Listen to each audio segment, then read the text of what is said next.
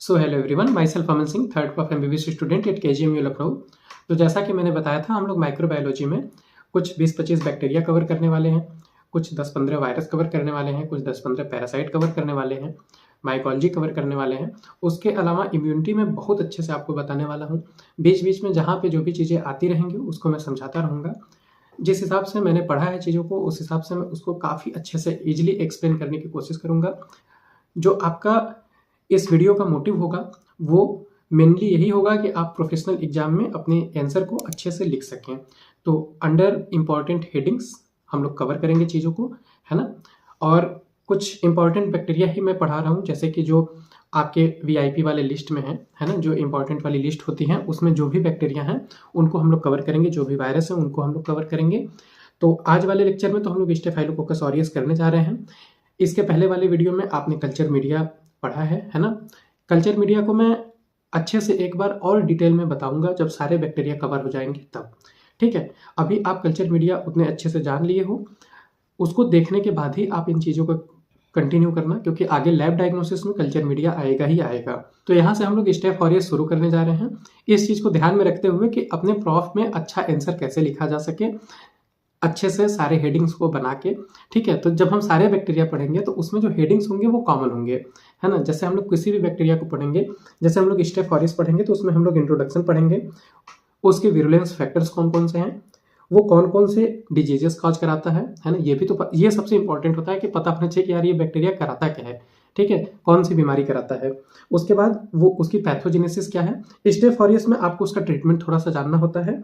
उसकी lab diagnosis क्या होती है। लैब डायग्नोसिस में माइक्रोस्कोपी, कल्चर, बायोकेमिकल टेस्ट और सीरोलॉजी, ठीक। तो इसी हिसाब से हम लोग इस चीज को कवर करेंगे। तो स्टेफ ऑरियस शुरू करते हैं। तो सबसे पहले तो इंट्रोडक्शन जो है आपका, आपको एक हेडिंग बनानी होती है इंट्रोडक्शन की। ये पहला बैक्टीरिया मैं पढ़ा रहा हूँ, इसलिए ये वाला वीडियो थोड़ा लेंदी हो सकता है। इसके बाद के वीडियो छोटे छोटे वीडियोज होंगे, 20 वीडियो में आपके 20 बैक्टीरिया कवर हो जाएंगे, है ना। तो स्टेफ ऑरियस में इंट्रोडक्शन में आपको कुछ भी नया नहीं जानना होता। इंट्रोडक्शन आपका पूरा वही होता है जो आप आगे आके पढ़ने वाले हो, उसी को आप घुमा फिरा के इंट्रोडक्शन में लिखोगे। लेकिन एक हेडिंग आपकी बनती है, कोई भी आंसर शुरू करने से पहले हम लोग को इंट्रोडक्शन जरूर लिखना चाहिए, है ना। इसलिए इंट्रोडक्शन की एक हेडिंग तो बनती है, ठीक। अभी हम इस पे लास्ट में आएंगे, ठीक है। अब यहां से बात करते हैं कि अच्छा, लास्ट में एक बार ऐसे ही पढ़ लो कि staph aureus is a gram positive cocci shaped bacterium arranged in grape like cluster, ठीक है। It is non motile, non spore forming, facultative anaerobic and catalase positive. ये सारी चीजें आगे आएंगी, है ना। It is a significant human pathogen known for its ability to cause a wide range of infection from superficial skin infection to severe systemic diseases. तो आपको अभी सारी चीजें पता चलेंगी। तो यहाँ से हम लोग देखते हैं कि विरुलेंस फैक्टर इसके कौन कौन से हैं। विरुलेंस फैक्टर मतलब बैक्टीरिया के पास कौन कौन से ऐसे फैक्टर हैं जो कि आपके अंदर डिजीज कॉज कराते हैं, ठीक है, जो आपको नुकसान पहुंचाते हैं। कोई टॉक्सिन हो सकता है, कोई और विरुलेंस फैक्टर हो सकता है, उसके सेल वॉल पे कोई केमिकल हो, कुछ भी हो, ऐसा जो भी कोई भी चीज़ हो, कोई एसिड, कोई केमिकल हो, हाइलोरोनिक एसिड हो जो कि आपके टिश्यू को डैमेज करे, है ना, वहाँ पे आपके टिश्यू को डैमेज करे, सेलुलाइटिस बनाए, फॉलिकुलाइटिस बनाए, है ना। तो विरुलेंस फैक्टर बेसिकली ये होता है कि बैक्टीरिया के पास या किसी भी माइक्रोब के पास ऐसी कौन सी प्रॉपर्टी है जिससे वो आपके टिश्यू को, आपके बॉडी को नुकसान पहुंचा रहा है ना। तो स्टेफ ऑरियस के सेल वॉल में टिकोइक एसिड होता है। आपको देखो, पहला हेडिंग बनाना है इंट्रोडक्शन, दूसरा हेडिंग विरुलेंस फैक्टर, ठीक। एक क्वेश्चन हम लोग में तो देखो शॉर्ट नोट में आ गया था, बस क्वेश्चन था कि virulence factor of staph aureus, यही लिखना था। तो यही इतना पेज लिखना था शॉर्ट नोट में। 4 नंबर या 5 नंबर में जब यदि आएगा तो इतना ही आपको लिखना होगा। यदि स्टेफ ऑरियस का हेडिंग दे दिया कि बस शॉर्ट नोट में आपको स्टेफ ऑरियस के बारे में लिखना है, तो आप इंट्रोडक्शन लिखोगे, विरुलेंस फैक्टर लिखोगे। तो इसके पास सेल वॉल में टिकोइक एसिड होता है, पेप्टिडोग्लाइकन होता है, ठीक है, उससे सेल वॉल बना होता है। सेल सरफेस पे इसके प्रोटीन ए होता है ना। सेल सरफेस पे इसके प्रोटीन ए होता है जो कि bind with FC portion of IgG and prevent phagocytosis. अब जो है कि जब आप इम्यूनोलॉजी में पढ़ोगे तो जनरली क्या होता है कि जब आपके बॉडी में कोई पैथोजन आता है तो उसके ऊपर उसके एंटीजेंस होते हैं, ठीक है, जिसको आपकी बॉडी रिकॉग्नाइज करती है। तो ये आपका एंटीबॉडी इससे आके बाइंड कर जाता है, ठीक है। एंटीबॉडी आके इससे आपका बाइंड कर जाता है। एंटीबॉडी का ये वाला जो पोर्शन होता है ये एफएबी रीजन होता है, और ये वाला जो पोर्शन होता है वो एफसी रीजन होता है। तो एफसी रीजन क्या है कि अब ये एक तरीके से बैक्टीरिया ऑप्सोनाइज हो जाता है, ठीक है। आईजीजी यदि इससे आके बाइंड किया तो ये बैक्टीरिया ऑप्सोनाइज हो गया, ठीक है। अब मैक्रोफेज आके इस बैक्टीरिया को खा जाती है, ठीक है। ये एक तरीके का टाइप 2 हाइपर सेंसिटिविटी रिएक्शन है, आप आगे पढ़ोगे, ठीक है। मैं ही इम्यूनोलॉजी में आपको बताऊंगा हाइपर सेंसिटिविटी और कॉम्प्लीमेंट रिएक्शन, ये काफी इंपॉर्टेंट होते हैं, ठीक है। तो इसके पास सेल वॉल में टिकोइक एसिड हो गया, पेप्टिडोग्लाइकन हो गया, सेल सरफेस में प्रोटीन ए हो गया। टॉक्सिन इसके इंपॉर्टेंट होते हैं, सबसे इंपॉर्टेंट इसके टॉक्सिन होते हैं, ये ऊपर वाले तो बस आपको इनलिस्ट करने हैं, ठीक है। टॉक्सिन में आपका हीमोलाइसिन हो गया जो कि आपके ब्लड को तोड़ता है, ठीक है, ब्लड की लाइसिस कराता है, ठीक है। आरबीसी डब्ल्यूबीसी को लाइज कराता है, मेनली आरबीसी की लाइसिस हम लोग कल्चर मीडिया पे देखते हैं, आगे आपको देखने को मिलेगा। पेंटॉन वैलेंटाइन टॉक्सिन होता है, ये जो मेथिसिलिन रेजिस्टेंट स्टेफ ऑरियस होते हैं वो सीक्रेट करते हैं। जैसे आपको स्टेफ ऑरियस का इन्फेक्शन हुआ, आपने मेथिसिलिन से ट्रीटमेंट दी उसको, ठीक है, अब वो मेथिसिलिन से रेजिस्टेंट हो गया तो वो मेथिसिलिन रेजिस्टेंट स्टेफ ऑरियस हो जाता है, वो पेंटॉन वैलेंटाइन टॉक्सिन रिलीज करता है। आपको अपने इंग्लिस्टिंग में हीमोलाइसिन लिखना है, पेंटॉन वैलेंटाइन टॉक्सिन लिखना है, एपिडर्मोलाइसिन लिखना है। एपिडर्मोलाइसिन क्या है कि आपकी जो एपिडर्मिस है, जो स्किन है, उसके ऊपर आपको staph aureus scaled skin syndrome कराता है, ठीक है। आपकी स्किन स्केली हो जाती है, ठीक, और टेन कराता है टॉक्सिक एपिडर्मल नेक्रोलाइसिस, ठीक है। आपकी जो स्किन है, ठीक, बैक्टीरिया आपकी स्किन के ऊपर स्केली स्किन करा देता है, ठीक है, और स्किन के ऊपर नेक्रोसिस वगैरह, मतलब कि नेक्रोसिस कराता है, स्किन के ऊपर लाइसिस वगैरह कराता है। आप यहाँ पे एक इमेज में इंसर्ट किया हूँ, ये है आपका SSSS, ठीक है, staph aureus scaled skin syndrome. ये देखो इसकी स्किन, ये जो बेबी है इसका स्केली स्किन हो गया है, ठीक। इसके पास इंटेरोटॉक्सिन होता है जो कि फूड पॉइजनिंग कराता है, ठीक है। 6 घंटे के अंदर आपको फूड पॉइजनिंग हो जाती है। इसमें एक डिफरेंशियल डायग्नोसिस आपको बताई जाती है कि जो बैसिलस ऑरियस होता है वो भी फूड पॉइजनिंग कराता है, और जो स्टेफ ऑरियस होता है वो भी फूड पॉइजनिंग कराता है। दोनों के जो सिम्टम्स होते हैं फूड पॉइजनिंग वाले, नॉजिया, वोमिटिंग, डायरिया, ये सब 6 घंटे के अंदर आ जाते हैं, ठीक है। जो स्टेफ ऑरियस होता है वो मिल्क प्रोडक्ट के कंजम्पशन से इंटर करता है, ठीक है, फिर आपको फूड पॉइजनिंग होती है, 6 घंटे के अंदर सिम्टम आ जाते हैं। जो बैसिलस सीरियस होता है वो चाइनीज फूड के कंजम्पशन से होता है, ठीक। तो इसके पास जो इंटेरोटॉक्सिन होता है स्टेफ ऑरियस के पास, ये फूड पॉइजनिंग कराता है। टॉक्सिक शॉक सिंड्रोम टॉक्सिन होता है जो कि आपके अंदर टॉक्सिक शॉक सिंड्रोम कराता है, ठीक है। आप आगे इन सब चीज़ों को भी क्लिनिकल फीचर में देखोगे। इसके पास कुछ इंजाइम्स होते हैं जैसे कि कैटलेज, कोआगुलेज, हाइलोरिनेज। जैसे कि आपका हाइलोरिनेज हो गया, ये कनेक्टिव टिश्यू का ब्रेकडाउन कराता है जिससे कि टिश्यू को ये पेनेट्रेट कर सके, ठीक है, और इन्फेक्ट कर सके, ठीक। क्लिनिकल फीचर की बात करें तो वही सारी चीज़ें हैं कि आपको इस बैक्टीरिया के मैनिफेस्टेशन से आपको कौन कौन सी बीमारी हो सकती है, तो फूड पॉइजनिंग हो सकता है, ठीक है। टॉक्सिक शॉक सिंड्रोम हो सकता है। अब टॉक्सिक शॉक सिंड्रोम क्या है कि काफ़ी सारी डिजीज आपको, जैसे कि आपको फीवर होगा, बीपी कम हो जाएगी, ठीक है, रैश हो जाएंगे, मैक्लोपेपुलर रैसेस हो जाएंगे बॉडी पे, ठीक है, और ऑर्गन के इन्वॉल्वमेंट होंगे, जैसे कि लीवर का इन्वॉल्वमेंट होगा, किडनी का इन्वॉल्वमेंट होगा लीवर का इन्वॉल्वमेंट होगा, SGPT SGOT एलिवेट कर जाएगा, किडनी का इन्वॉल्वमेंट होगा तो क्रेटिनिन एलिवेट हो जाएगा, ठीक है। तो इस बैक्टीरिया के इन्फेक्शन से ये सारी आपको बीमारी हो सकती है। टॉक्सिक एपिडर्मल नेक्रोलाइसिस हो सकता है स्किन पे, मतलब कि नेक्रोसिस और लाइसिस होगी। ऑस्टियोमिलाइटिस होगा, ठीक है, बोन रिलेटेड डिसऑर्डर भी होंगे, और आपके ऑर्गन इन्वॉल्वमेंट में इंडोकार्डाइटिस हो सकता है, अर्थराइटिस हो सकता है, सेप्सिस हो सकता है, सेलुलाइटिस हो सकता है, ठीक है। ये देखो ये सेलुलाइटिस है, ठीक, ये सेलुलाइटिस है। सेलुलाइटिस में क्या है कि ये देखो भाई बैक्टीरिया यहाँ पे इन्वेड किया है, मतलब स्किन की लाइसिस किया है, नेक्रोसिस हुआ है यहाँ पे, और पूरा सेलुलाइटिस बना हुआ है, ठीक। सेप्सिस क्या होता है? सेप्सिस आपको पता ही होगा कि क्या होता है sepsis. Septicaemia, bacteraemia, septicaemia, sepsis. Bacteraemia को ही जनरली सेप्टिसीमिया बोलते हैं, ठीक है। और सेप्सिस क्या होता है कि जब ऑर्गन इन्वॉल्वमेंट होने लगे तो उसको सेप्सिस बोलते हैं, ठीक है।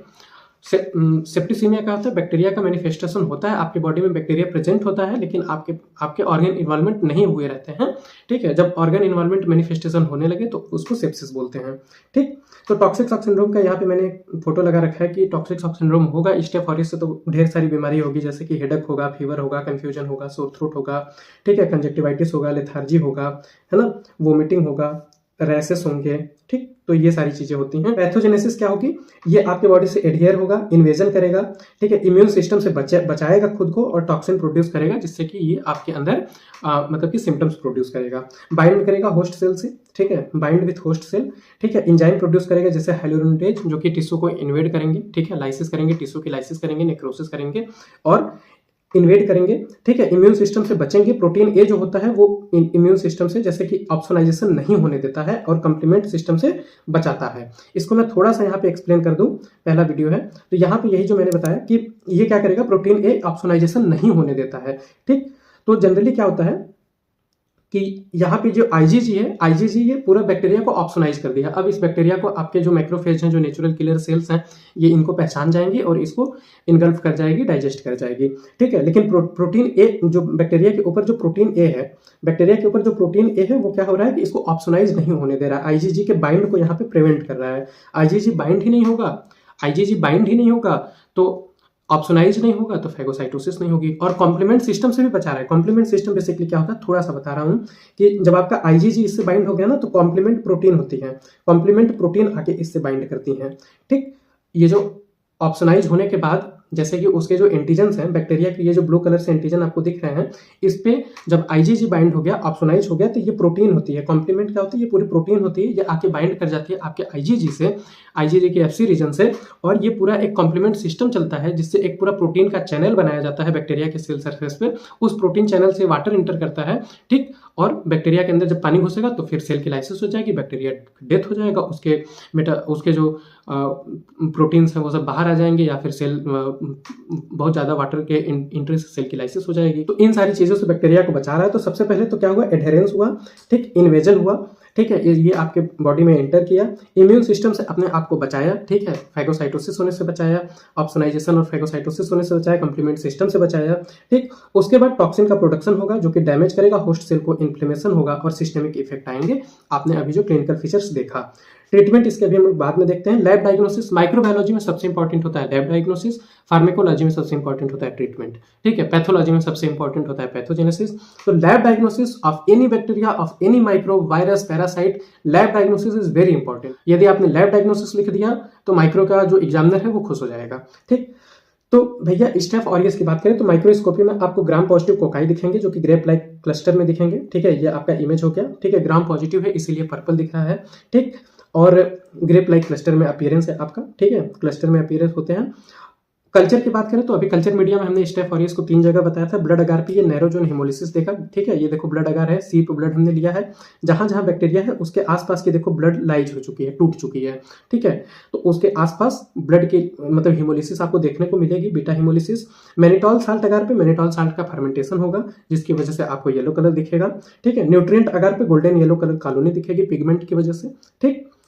बायोकेमिकल टेस्ट की बात करें तो catalase test positive, coagulase test positive, ठीक है, मैनिटॉल फर्मेंटेशन पॉजिटिव। अभी यहाँ पे आपने देखा मैनिटॉल साल्ट का मैनिटॉल फर्मेंटेशन कर रहा है तो मैनिटॉल फर्मेंटेशन पॉजिटिव, ठीक है। उसके बाद सीरोलॉजी इसमें बहुत रेयरली यूज होता है लेकिन एलाइजा कर सकते हैं टॉक्सिन को डिटेक्ट करने के लिए, ठीक है। जितने भी टॉक्सिन वाले बैक्टीरिया आगे दिखेंगे आपको, बैसिलस एंथ्रेक्स हो गया, डिप्थीरिया हो गया, ठीक है, क्लॉस्ट्रीडियम हो गया, तो जहां भी टॉक्सिन की बात आएगी वहां पे आप देखोगे कि एलाइजा से हम लोग टॉक्सिन डिटेक्शन करेंगे, ठीक है। मॉलिक्यूलर में पीसीआर कर सकते हैं, इसके पास मेक ए जीन होता है उसको डिटेक्ट करते हैं, एसोसिएटेड विथ मरसा। यहाँ पे देखो ट्रीटमेंट जब आप इसका देखोगे यहाँ पे आएगा, ठीक है, मेक ए जीन। ट्रीटमेंट की बात करोगे तो यदि आपने स्टेफ ऑरियस का इन्फेक्शन हुआ है, पेनिसिलिन से आपने ट्रीटमेंट किया, ठीक है, तो पेनिसिलिन क्या करता है, पेनिसिलिन बाइंड कर जाता है पेनिसिलिन बाइंडिंग प्रोटीन से और क्रॉस लिंकिंग नहीं होने देता है सेल वॉल की, जिसकी वजह से सेल वॉल नहीं बनता है तो बैक्टीरिया की ग्रोथ नहीं होती है, ठीक है। तो आपने ट्रीटमेंट किया लेकिन बैक्टीरिया अपने अंदर रेजिस्टेंस डेवलप कर लेगा, वो क्या करेगा कि base position beta lactam ring के जो बेस पोजिशन है वहां पे कट कर देगा। अब पेनिसिलिन क्या है, बीटा लैक्टम है, ठीक है, तो आप इसको मेथिसिलिन से ट्रीट करोगे, तो मेथिसिलिन से जब आप ट्रीट करोगे तो बैक्टीरिया फिर अपने अंदर रेजिस्टेंस डेवलप करेगा मेथिसिलिन के खिलाफ, ठीक है, तो वो मेक ए जीन के थ्रू रेजिस्टेंस डेवलप कर लेता है मेथिसिलिन के खिलाफ, वो बन जाता है मेथिसिलिन रेजिस्टेंट स्टेफ ऑरियस, ठीक है। अब मेथिसिलिन से भी ट्रीट नहीं होगा तो आप उसको वैंकोमाइसिन दोगे, तो वो क्या करता है उसके अंदर जो प्रोटीन का सीक्वेंस होता है डी एला से डी लैक्टेट में कन्वर्ट चेंज कर लेता है, जिससे वो अपने आप को वैंकोमाइसिन से भी रेजिस्टेंट बना लेता है, उसको वीआरएस से वैंकोमाइसिन रेजिस्टेंट स्टेफ ऑरियस बोलते हैं, ठीक।